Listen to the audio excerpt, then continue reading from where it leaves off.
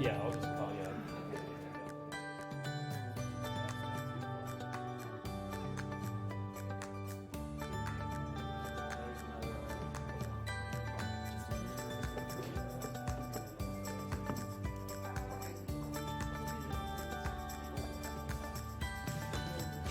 There we go.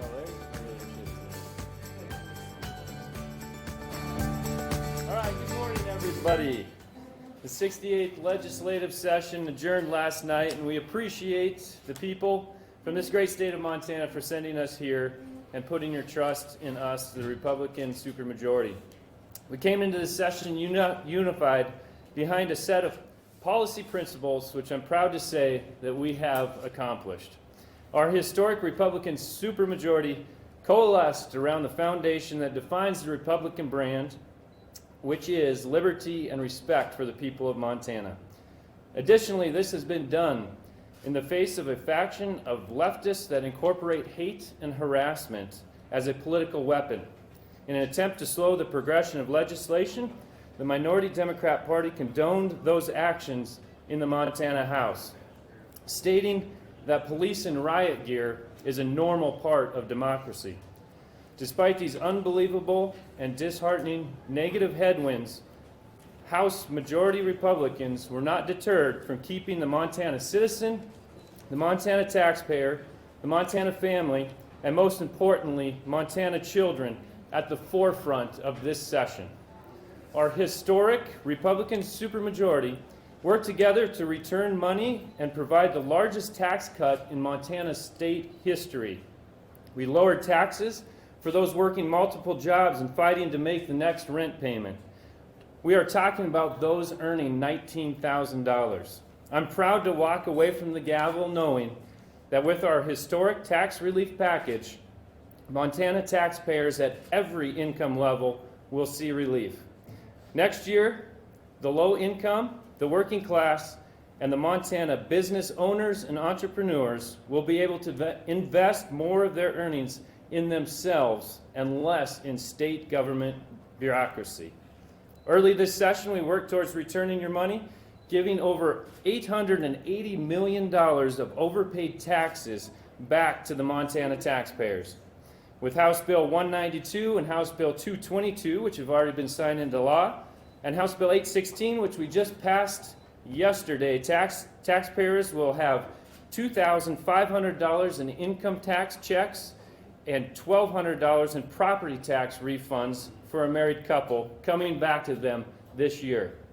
In addition to these refunds to taxpayers, Senate Bill 159 reduced the Montana tax rate down to 5.9%, which will result in $320 million remaining in the hands of Montanans over the next biennium. So united as a Republican Party, we worked with Governor Gianforte's administration to cut the red tape for Montanans.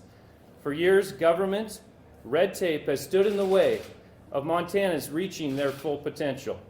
By cutting the red tape in Montana, Republicans have removed government-appointed boards that had not met in years, made employment to a variety of industries more accessible, and delivered professional licensure reciprocity with other states. Thank you to Governor Gianforte for leading the way to make Montana an even more entrepreneur and business-friendly state. This could not have been accomplished without the cohesive and insightful House leadership that I have here behind me.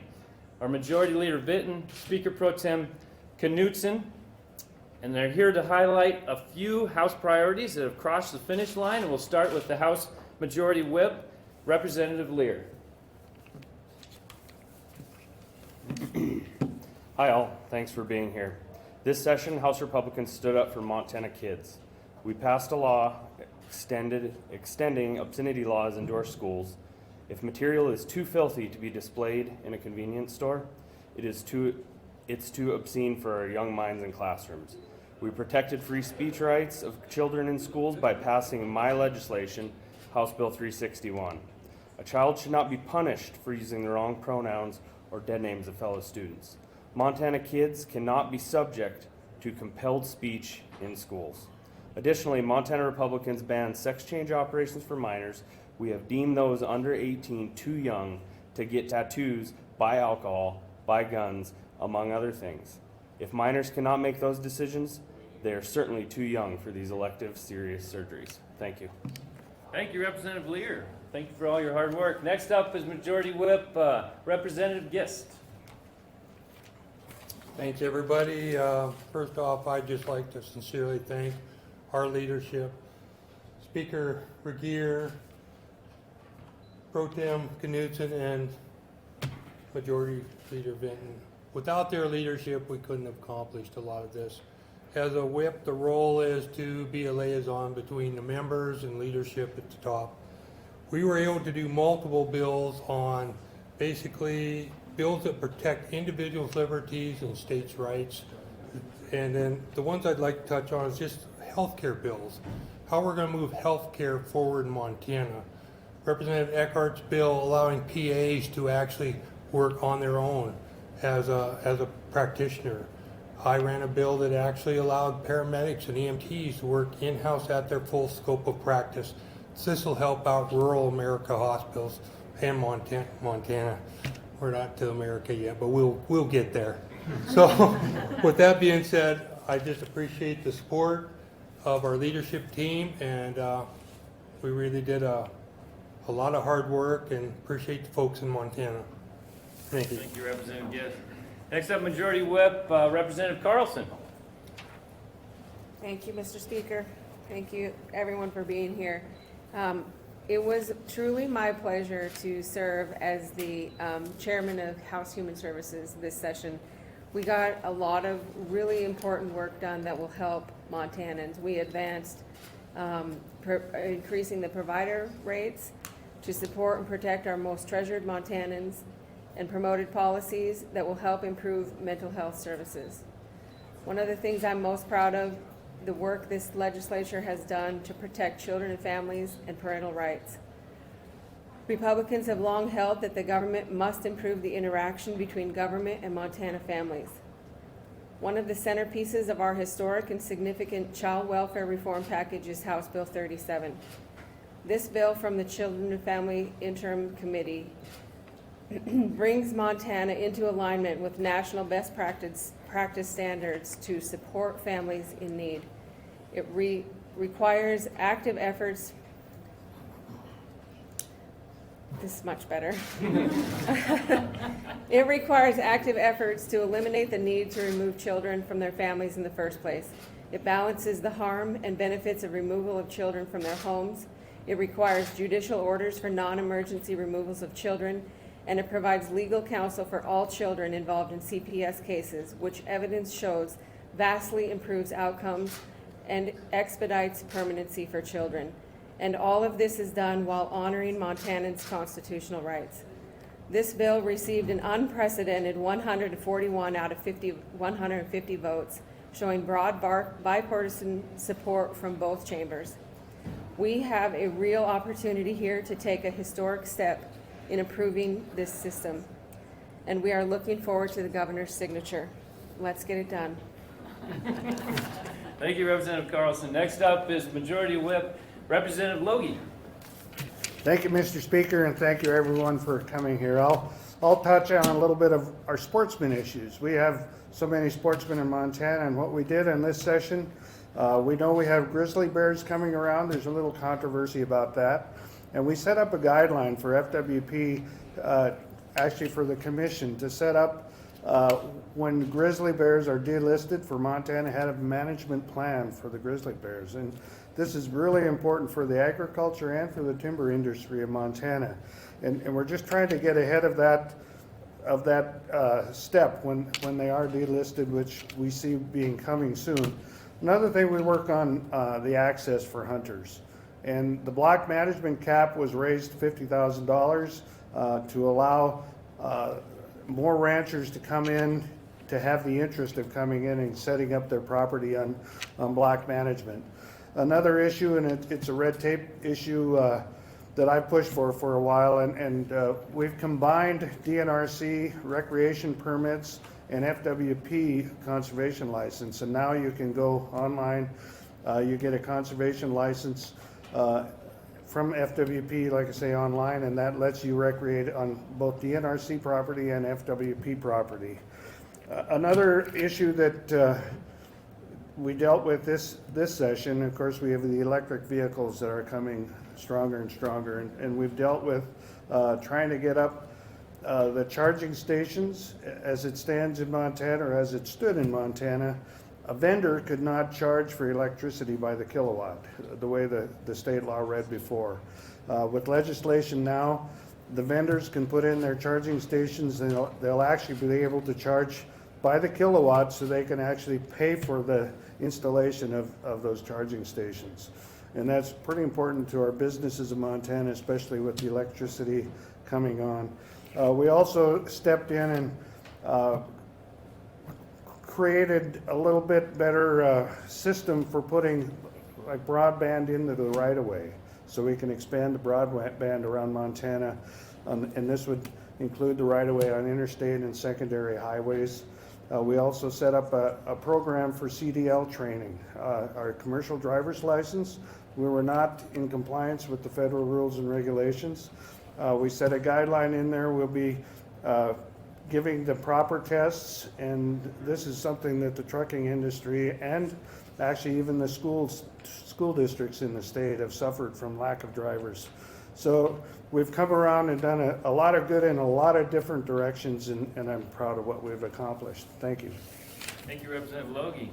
I believe we did the electric vehicles, I think, at 8 o'clock last night. We wrapped that one. The last up. one, So, yes. that's good. Next up is Majority Whip Representative Durham. Thank you, Mr. Speaker. It really is an honor to serve Montana in this chamber. I'm equally honored to know that my friends and neighbors sent me here. Additionally, to be a whip leader, my peers voted me as part of their leadership, and that really is an honor. Part of that role is helping the other members of my caucus get their bills through the process and avoid some of the pitfalls that show up along the way. My personal focus is always personal or public safety and fiscal responsibility. To the end on public safety, I want to pause just for a minute and thank our law enforcement and security team. They did a wonderful job keeping the security of the building safe, protecting the legislators, protecting the staff, and protecting the protesters. I was so honored to watch that in action. So thank you to our security team and to the Montana Highway Patrol. Public safety. I had a lot of bills that I was trying to push through, and most of them found that pitfall along the way, but one of them did find its way through, and that's to move over for maintenance workers along the highways. So the message that I want to get out to all of Montana and those that are coming to visit, if you see flashing lights on the side of the road, you're obligated to slow down, move over, be ready for something to happen there. So please slow down when you see any flashing lights. The fiscal responsibility, one of my first objectives, we had a budget surplus. I wanted to do my part to make sure that money went back to the taxpayers. I believe they better know how to spend their money, and instead of us, the government. We'll always find a way to spend it, but I'm honored that we could give so much money back to the Montana taxpayer and trust that they'll use it for the needs that they have. Mr. Speaker, thank you. Thank you, Representative. Next up, Speaker Pro Tem Rhonda Knudsen. Thank you, Mr. Speaker. Across our state last November, Montanans sent a very clear message of what they expected us to accomplish this session. When they elected 68 Republicans to the House, each with their own unique experiences and knowledge, they sent us here from the far reaches of our state to represent the people, all of those people at home. And that message was clear. We were expected to come here and apply our Republican principles to the budget, to the surplus, to ever-rising taxes, and to ensuring that their rights were not infringed upon. I believe Montanans will be proud to know we accomplished these things. I'm especially proud of the advancements that we made to protect their Second Amendment rights. We stood up against the tracking of firearm purchases by financial institutions, and we stated that government entities may not contract with companies that discriminate against firearm entities. Our tax dollars and our financial institutions will not be weaponized against our right to bear arms. We demanded accountability and efficiency from government at all levels. For way, way too long, our government has been allowed to go about its business without being held accountable on how they spend your money. We've implemented several requirements for the agencies to report annually, semi-annually, and some even more than that, on how they're utilizing funds that we've appropriated them through special revenue accounts, and as well as requiring tax increases to be listed on the local government budget updates, much like we do here. And I want to say, we accomplished a lot, but there's still a lot to get done. And there's work to be done in the interim. I look forward to continuing our work in the interim for the people of Montana, and I'll be working with the folks behind us to accomplish more during the next few months. So I'm going to end with, stay tuned, there's more to come. Thank you, Speaker Pro Tem. And next up, we have Majority Leader Vinton. Thank you, Mr. Speaker. Good morning. I am proud that the efforts that our caucus has made to provide freedom in educational choices for Montana families and students, while at the same time fully funding our public schools. Montana families will now enjoy opportunities such as open enrollment, partial enrollment, advancements in career and technical education, and funding for student organizations, as well as a couple of bills that I would like to highlight in a little more detail. House Bill 245 expands the list of eligible trade professions that can take advantage of a tax credit, allowing even more employers to receive an incentive for investing in their employees and their industries. The tax credit can be used broadly for education and training expenses associated with upskilling an employee, such as tuition, fees, books, supplies, or equipment associated with classroom on or off-site or online training. Due to the growing demand from additional trades, House Bill 245 expanded the credit that was originally established in 2021 to even more trade professions such as agriculture, associated trades, extraction or mining related industries, food manufacturing, IT and data, architecture, and medical and dental specialists. I also want to discuss in just a short time here, House Bill 393, which provides Montana's nearly 20,000 special education students and their families greater access to the individualized educational services that they need to succeed, especially our lower income families. Montana joins 10 other states allowing parents to provide equal educational opportunities for their child with special needs by allowing parents to customize their child's education. Finally, a bill Montanans have long anticipated, House Bill 562. Community choice charter schools will create options that empower parents, encourage students to develop their full educational potential, provide a variety of professional opportunities for teachers, and encourage educational entrepreneurship, which is vital to the economic competitiveness of our state. Republicans have long held that it is essential to provide parents with more options and flexibility to choose the best educational path for their children, whether that's supporting public schools, private schools, or authorizing charter schools in Montana. House Bill 562 empowers our families with true school choice. I look forward to the governor's signature on this important legislation. I believe that this session has been an extremely successful one due to the folks behind me, as well as the rest of our caucus. And I believe that Montanans should be proud of the work that we've done here this year. Thank you. Thank you, Majority Leader. So while this session may be over, but our service to the people of Montana does not stop here. House Republicans will continue to work with each and every one of our constituents during the interim so we can come into the 69th legislative session in 2025 stronger than ever. The Montana Republican Party will continue to stand fast to the logical, rational, just, and compassionate principles that make our state one that so many clamor to move to and so few want to leave. We will not waver in the protection of Montana's next generation. Some of this legislation this session has prevented irreversible surgeries on healthy kids, removed obscene material in taxpayer-funded schools, protect students from being bullied, as well as allowing students to live out their faith without harassment. Kids need to be kids, and Republicans will hold firm in shielding our children's innocence. Our biggest thanks goes out to the people of Montana. As our Constitution states, and I love this quote, that all political power is vested in and derived from the people.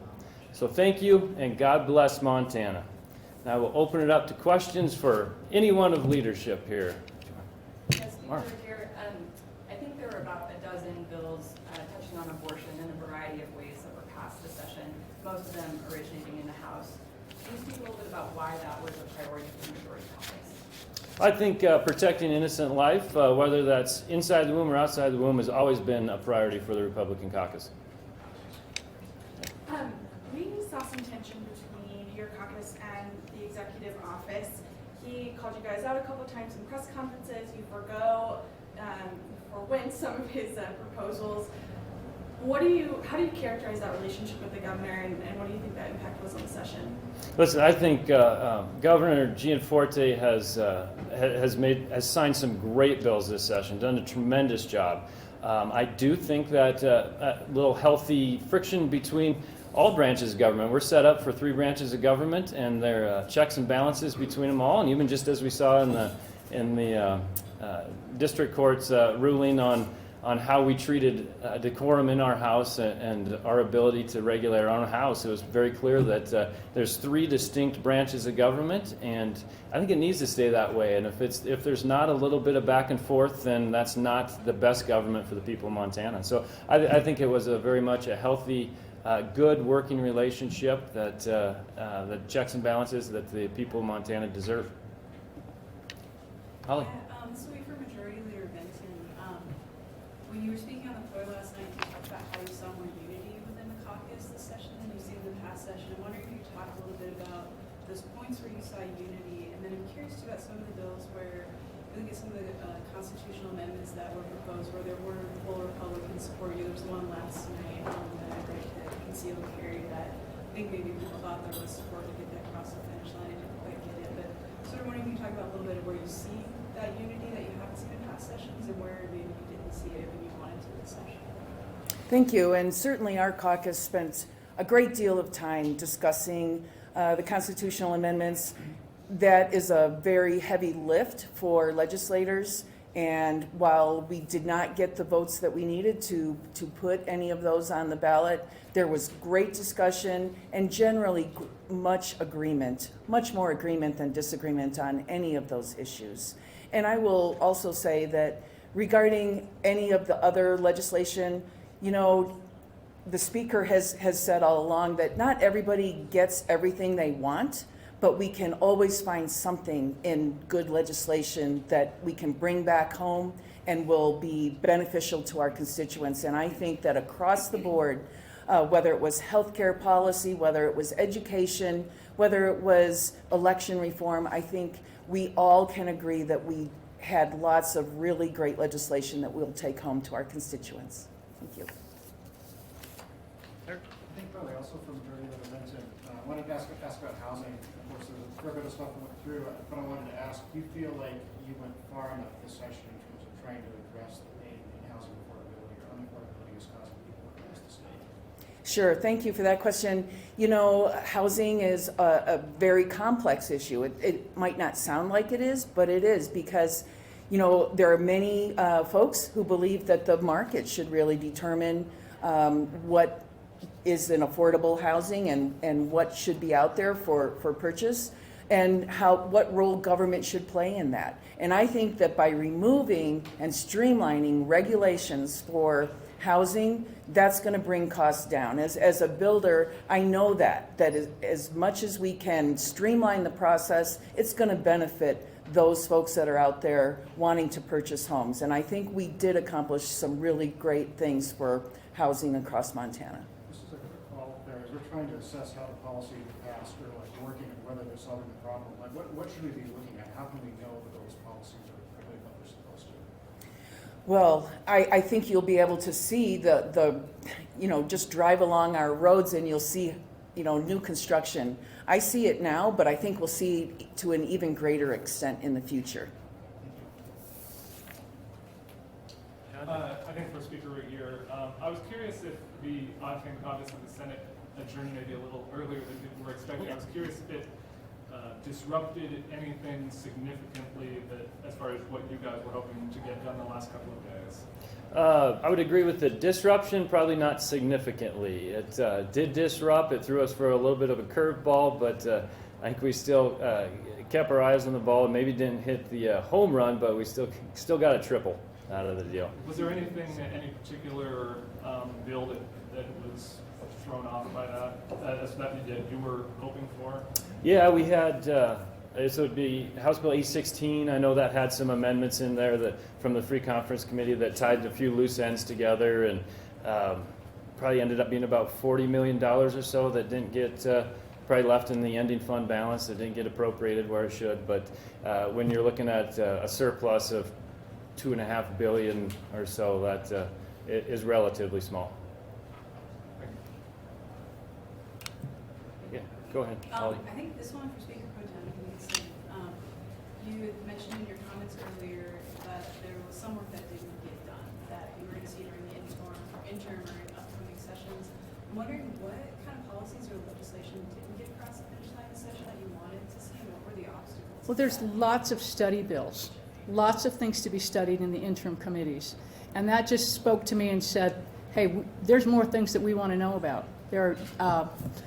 We're going to look at, I can't even remember, I'm thinking there's 40 or 50 study bill proposals. And so those will come through the interim committees, and we'll sort through them and decide what's best. There will be some study, I believe there's some on some more regulations. I think there'll be some more in the wildlife, fishing and hunting arena. We'll have study bills in every single one of our interim committees. Were there any policies that you wanted to see pass this session that didn't quite get across the finish line, or did mostly those study bills? You know, I guess if there were one thing that I would have liked to have seen more, it would probably have been more tax relief. That's always been my big thing. And we'll see some study bills in the Revenue Interim Committee regarding tax relief for future sessions as well. So. Just as a follow-up on that, in terms of tax relief, one of the things the minority party is saying today is they don't think the legislature this year did enough for long-term property tax relief. They just have the short-term property tax rebates coming back. I wanted to ask about that. Whoever's interested in talking about it. Would you like to see more done there this session? Yeah, and once again, I know we talked about this earlier, and the property tax is kind of a tough nut to crack there, because it's so much driven by that local government. So there were a few bills that would have capped local government expenditures. I think that would have really helped out on property tax. Just even moving school district elections to a general election, get more of the voters' input there on how they're going to spend their property tax. And we didn't get that across the line either. I think that's something for the future to look at. We know Representative Jones did have 95 mills and $117 million over the next 4 years going back to help reduce that 95 mills. So that's some moving the needle a little bit in property tax relief. But overall, I think that's something on the interim that we're going to have to work on, because it's going to need to be a local government as well as state government, I think, hand in hand to fix that issue. And really, that's the number one issues that voters are talking about in Montana right now. Mark? Yeah, so late yesterday, Governor Regier returned House Bill 37 and also House Bill 29 with the mandatory vetoes. Can you talk a little bit about if the governor does not sign those bills as originally passed to him, transmitted to him? Do you think there's appetite in your caucus to try to override those vetoes, and what the strategic thinking is about that? Just like we do on blast motions, can you give me the short title? I just got so many numbers in my head here. Yes, I'm sorry. House Bill 37 is what Representative Carlson talked about regarding child welfare cases and especially warrants for child emergency removals. Additionally, on a separate topic, House Bill 29 is about Warm Springs and working to expedite moving patients with dementia, Alzheimer's, TBI out of the state hospital and into community placements. Sure. I think I'll turn that over to Representative Carlson. Thanks, Mara. That is a topic we've talked a lot about this session. Both of those bills came out of the Children and Family Interim Committee. Both of them were due to a long process based on things that were actually happening that needed to be fixed. So as far as the mandatory vetoes on those two bills, I didn't see them until nearly 6 o'clock last night.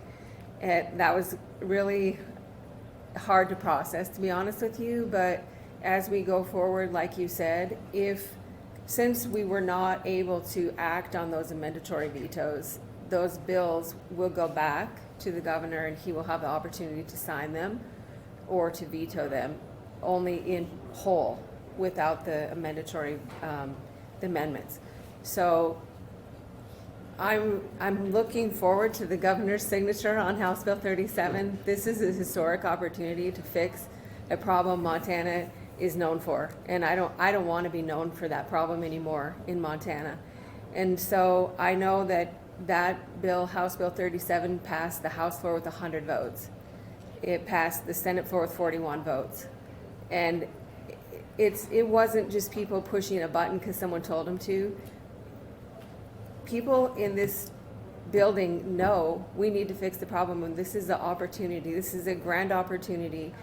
And I think that where the mandatory veto lined up on House Bill 37 is something I feel like we can talk to the governor about.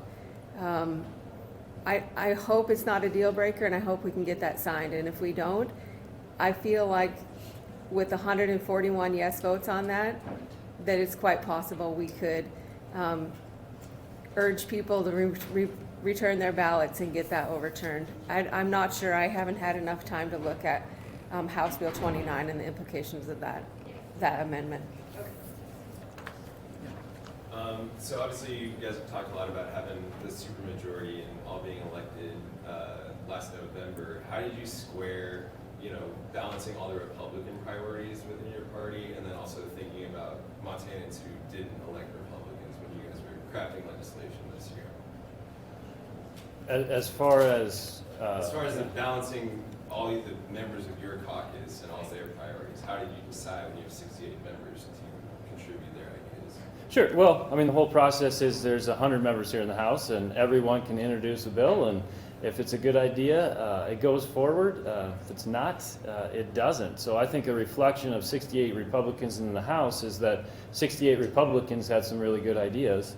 But then there's also 32 Democrats that their constituents thought they had good ideas. And you'll see there was a lot of legislation that did pass bipartisan this session. I know we like to focus on the stuff that is the rub, but there was a lot of bipartisan support, and there were Democrat bills that got across the finish line too. So as far as supermajority, minority, when it comes here after the elections have settled, it is, do you have a good enough idea to get the votes to get it to the governor's desk and the governor to sign it? But you thought your caucus was pretty cohesive on what your priorities were and what ended up passing? Sure. As far as Republicans are known for being, we're independent-minded group, and that's what I love about our caucus. We're not groupthink at all. So coming into it with that. With that personality that we do as Republican brand, I think we did a tremendous job of getting around. A lot of times even we all like the idea, but then we'll come up with 68 different ways to do that idea. And I think that really speaks to the unity of this session is those ideas. Like we started out with 58 constitutional amendments. We whittled that down and we only introduced, was it 6 or 7? So we really whittled that down, and that's the kind of unity. Now granted, once again, we didn't get the 100 mark. That was a high mark to get. But just even that process, I think, really was different in my session. This being the 4th session I went through, it felt different than even the sessions before. It felt more like we were pulling the cart in the same direction. So, Art? Touch on that a little bit. I mean, do you hear anything back from members of your caucus who didn't support some of these constitutional amendments? Any kind of lessons there moving forward, or insight that you got from the no votes?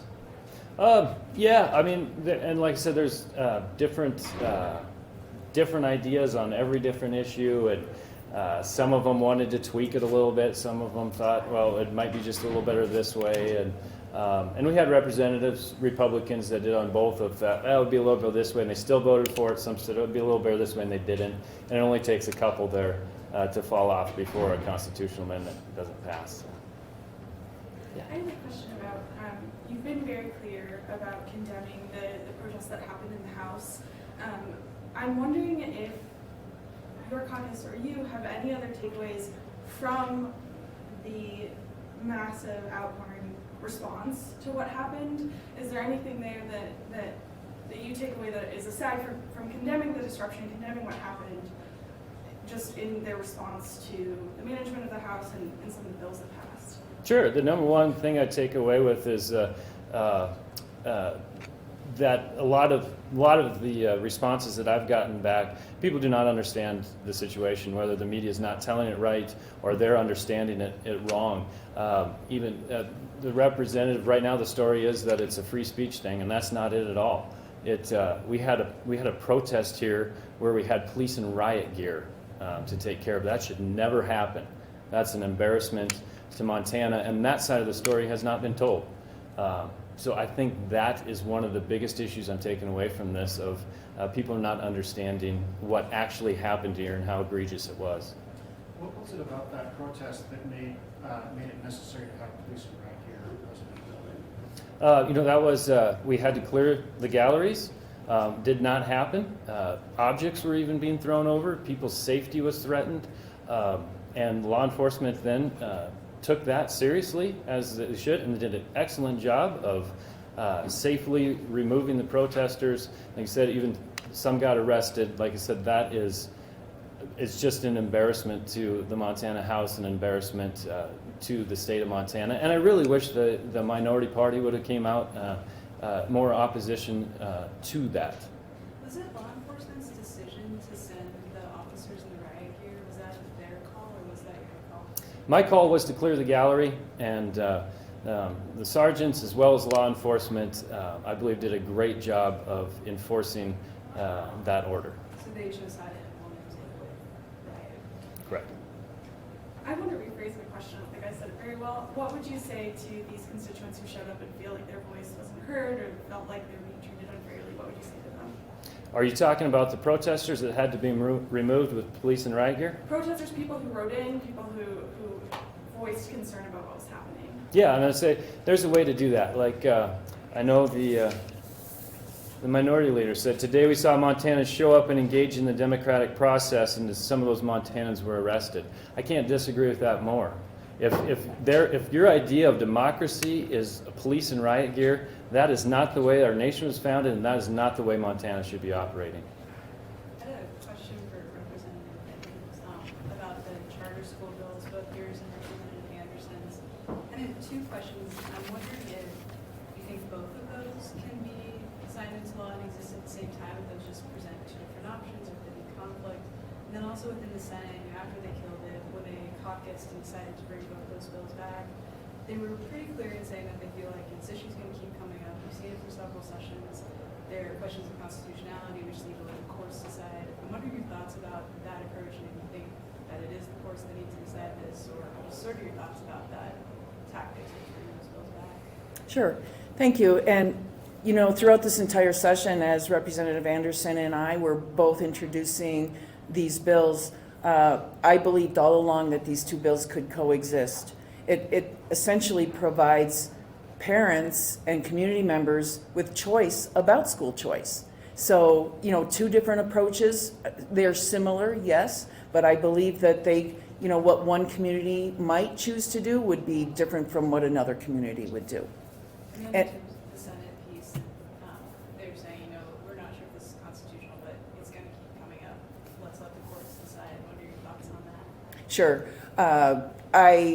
I can really only speak to my particular bill, and my bill was thoroughly vetted by legal minds that are much, much smarter than mine. So I feel confident that providing avenues for students to reach their full potential is entrenched in our Constitution, and I believe that that will hold up going forward. Time for probably one more question. Yeah, last one for you. So you had mentioned protecting kids in reference to Senate Bill 99. Since that bill has been signed into law, and before that, there have been a lot of families and medical providers saying that they will be looking to move out of state because they can no longer access medical care that not specifically their children are choosing, but that families and medical providers are choosing together. Can you speak to those families? Sure, and once again, that's probably a difference of opinion on irreversible surgeries on a 13-year-old child. We've seen multiple other families that have regret just not even years down the road, but months down the road. So protecting children from irreversible damage like that is, I believe, is the prudent and the compassionate thing to do. Can I ask a quick follow-up with the majority leader on that? I think last session you rose in opposition to the sort of predecessor to SB 99 and talked a little bit about concerns expressed by the medical community. Obviously, things are different this session. I'm wondering if you could talk a little bit about how your views changed or evolved between 2021 and 2023. Sure, thank you. I don't think my views really changed. I think the legislation changed a little bit. You know, passing legislation sometimes takes multiple efforts to make it the best piece of legislation that we can have, and that's exactly what happened this session. Thank you very much, everybody. Appreciate it. Thank you. Sorry, Steve.